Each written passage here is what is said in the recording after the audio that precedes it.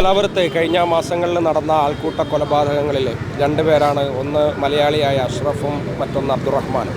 രണ്ട് മുസ്ലിം യുവാക്കളാണ്. ഈ മുസ്ലിം യുവാക്കളെ ഇവിടുത്തെ RSS സംഘപരിവാർ ബജ്റംഗ് ദളിൻ്റെ പ്രവർത്തകർ ക്രൂരമായി മർദ്ദിച്ച് ആൾക്കൂട്ട കൊലപാതകം നടത്തി അവർ കൊല്ലപ്പെട്ടു. അതിന്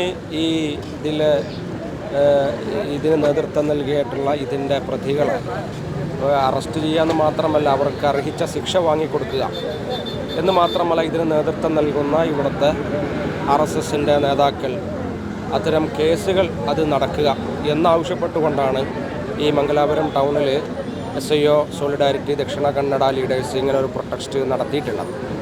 നമുക്കറിയാം, ഈ അടുത്ത് നമ്മുടെ ദക്ഷിണേന്ത്യയിൽ തന്നെ നേരത്തെ നോർത്ത് ഇന്ത്യയിൽ നമ്മൾ കേട്ടിരുന്ന ആൾക്കൂട്ടങ്ങൾ ക്രൂരമായി മർദ്ദിച്ച് പ്രത്യേകിച്ച് മുസ്ലിം യുവാക്കളെ, പിന്നോക്ക വിഭാഗങ്ങളായ ദലിത് ക്രിസ്ത്യൻ വിഭാഗങ്ങളെയൊക്കെ ക്രൂരമായ മർദ്ദനത്തിന് ഇവർ RSSൻ്റെ ബജ്റംഗ് ദൾ പ്രവർത്തകർ, സംഘപരിവാറിൻ്റെ ആളുകൾ കഴിഞ്ഞ കുറച്ച് കാലങ്ങളായിട്ട് ക്രൂരമായി മർദ്ദിക്കുന്നുണ്ട്.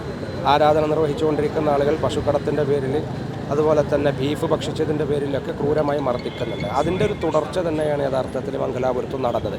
അഷ്റഫ് എന്ന് പറയുന്ന മുസ്ലിം യുവാവ് കേരളത്തിലെ വയനാട് ജില്ലയിലെ പുൽപ്പള്ളി സ്വദേശിയാണ്. മാനസിക അസ്വസ്ഥമുള്ളൊരു യുവാവ് ക്രിക്കറ്റ് കളിച്ചുകൊണ്ടിരിക്കുന്ന ഗ്രൗണ്ടിൽ ചെന്ന് വെള്ളം കുടിച്ചു എന്നതാണ് പേര്. മാത്രമല്ല, ആക്രമിച്ചു എന്ന് മാത്രമല്ല, ഇത് ഞങ്ങൾ ചെയ്ത രീതി ശരിയാണ് എന്ന് ബോധ്യപ്പെടുത്താൻ വേണ്ടിയിട്ട് ഇല്ലാ കഥകൾ മെനഞ്ഞുണ്ടാക്കുകയാണ്. പശുക്കടത്ത് എന്നാരോപിച്ചുകൊണ്ടാണ് നോർത്ത് ഇന്ത്യയിൽ നേരത്തെ കൊലപാതകം നടന്നത്. ഇവിടെ നടന്നിട്ടുള്ളത് പാകിസ്ഥാൻ വിളിച്ചു എന്ന് പറഞ്ഞുകൊണ്ടാണ്. യഥാർത്ഥത്തിൽ അങ്ങനെ സംഭവങ്ങളൊന്നും ഉണ്ടായിട്ടില്ല. അപ്പം മുസ്ലിമാണ് എന്നതിൻ്റെ പേരിൽ ക്രൂരമായി മർദ്ദിച്ചുകൊണ്ടാണ് ഇതുപോലെയുള്ള മുസ്ലിം യുവാക്കളെ ഇവിടുത്തെ സംഘപരിവാറുകൾ ക്രൂരമായിട്ട് മർദ്ദിച്ചു കൊന്നുകളയുന്നത്. ഇവർക്ക് നമ്മളൊരു ഡിമാൻഡുണ്ട്. ഇവർക്ക് 22ഓളം പ്രതികൾ ഇപ്പോൾ പോലീസ് അറസ്റ്റ് ചെയ്തിട്ടുണ്ട്. ഈ സർക്കാർ അത്രമാത്രം കാര്യം ചെയ്താൽ പോരാ, ജാമ്യം പോലും നിഷേധിച്ചുകൊണ്ട് ഇവർക്ക് അർഹമായ ശിക്ഷ കൊടുക്കണം എന്നുള്ളതാണ്.